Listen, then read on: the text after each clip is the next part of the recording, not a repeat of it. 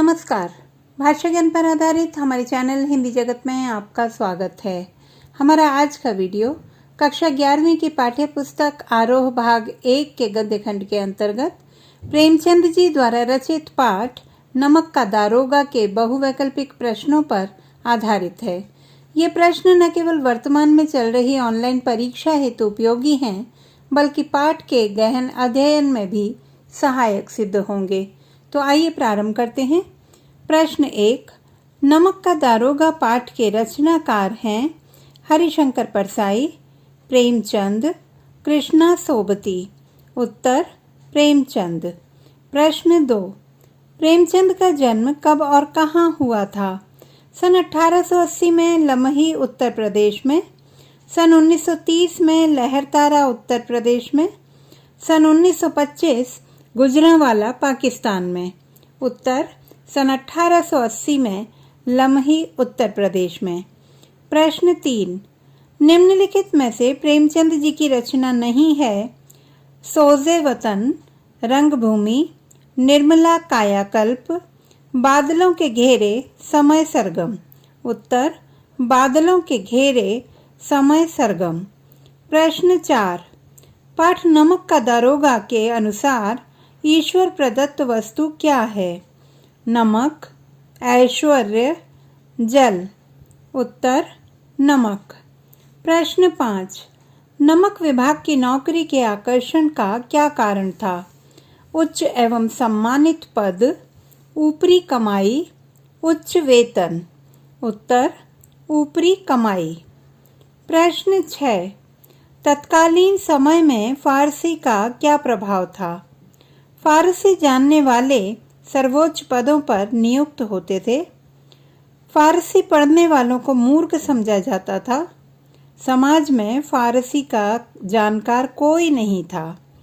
उत्तर फारसी जानने वाले सर्वोच्च पदों पर नियुक्त होते थे। प्रश्न 7। ओहदे को पीर की मज़ार क्यों कहा गया है?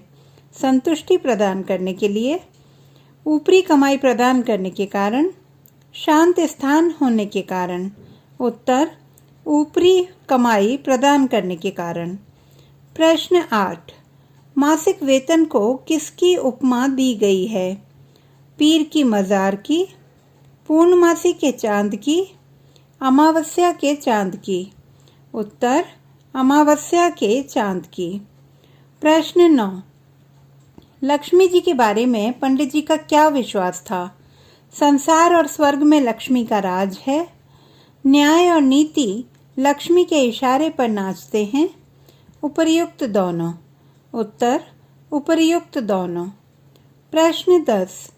वंशीधर की रुखाई का कारण क्या था?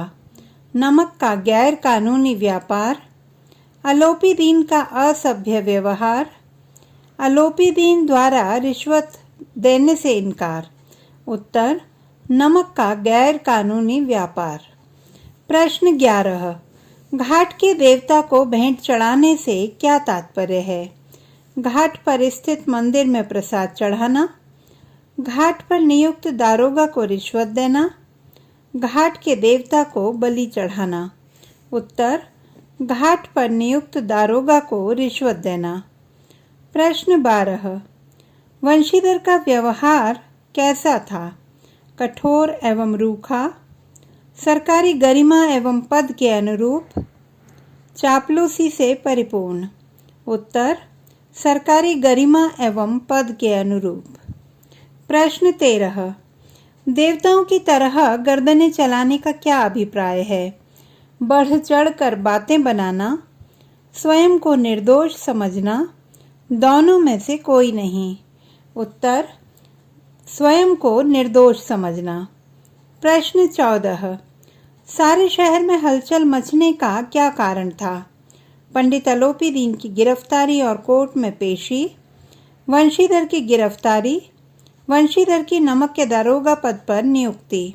उत्तर पंडित अलोपीदीन की गिरफ्तारी और कोर्ट में पेशी। प्रश्न 15। नमक का दारोगा पाठ में वन का सिंह किसे कहा गया है? पंडित अलोपीदीन को, वंशीधर को, वृद्ध मुंशी को। उत्तर पंडित अलोपीदीन को। प्रश्न 16, कचहरी को अगाध वन कहने का कारण है वहाँ सभी स्वेच्छाचारी हैं, न्याय की व्यवस्था जटिल एवं बीहड़ होती है, वहाँ जंगल राज चलता है। उत्तर, न्याय की व्यवस्था जटिल एवं बीहड़ होती है। प्रश्न 17, लोगों के विस्मित होने का कारण क्या था? वंशीधर की ताकत, नमक का संग्रह, अलोपीदीन की गिरफ्तारी। उत्तर, अलोपीदीन की गिरफ्तारी। प्रश्न 18, घर में अंधेरा मस्जिद में दिया अवश्य जलाएंगे, इस उक्ति में किस पर व्यंग्य है? अलोपीदीन की कार्यशैली पर, वंशीधर की ईमानदारी पर, वृद्ध मुंशी की सीख पर। उत्तर, वंशीधर की ईमानदारी पर। प्रश्न 19, वंशीधर को उनकी कर्तव्य परायणता का क्या परिणाम भुगतना पड़ा? उनका पद छीन लिया गया, नौकरी से बर्खास्त कर दिया गया, उच्च पद प्रदान किया गया। उत्तर, नौकरी से बर्खास्त कर दिया गया। प्रश्न 20, कानाफूसी होने का क्या अर्थ है? चुगली होना, बेईमानी करना, बहुत प्रसन्न होना। उत्तर, चुगली होना। प्रश्न 21, खेद ऐसी समझ पर, पढ़ना लिखना सब अकारत गया, किसने किससे कहा? वंशीधर ने अलोपीदीन से, अलोपीदीन ने वंशीधर से, वृद्ध मुंशी ने वंशीधर से।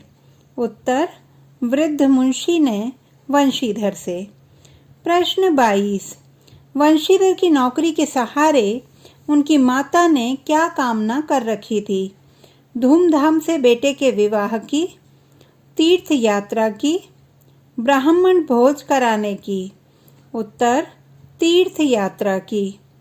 प्रश्न 23, नौकरी में ओहदे की ओर ध्यान मत देना, यह तो पीर का मजार है, यह उक्ति किसकी है? वंशीधर की, वृद्ध मुंशी की, अलोपीदीन की। उत्तर, वृद्ध मुंशी की। प्रश्न 24, अलोपीदीन ने वंशीधर को कितने रुपए की रिश्वत देने की पेशकश की? 25,000, 40,000, 50,000। उत्तर, 40,000। प्रश्न 25, डैश ने डैश को पैरों तले कुचल डाला, पाठ के आधार पर रिक्त स्थानों की पूर्ति कीजिए। अधर्म ने धर्म को, धर्म ने धन को, धन ने धर्म को। उत्तर, धर्म ने धन को। प्रश्न 26, अलोपीदीन मुंशी जी के घर क्यों पहुँचे? वंशीधर को अपमानित करने, वंशीधर को जायदाद का स्थायी मैनेजर बनाने, दोनों में से कोई नहीं। उत्तर, वंशीधर को जायदाद का स्थायी मैनेजर बनाने।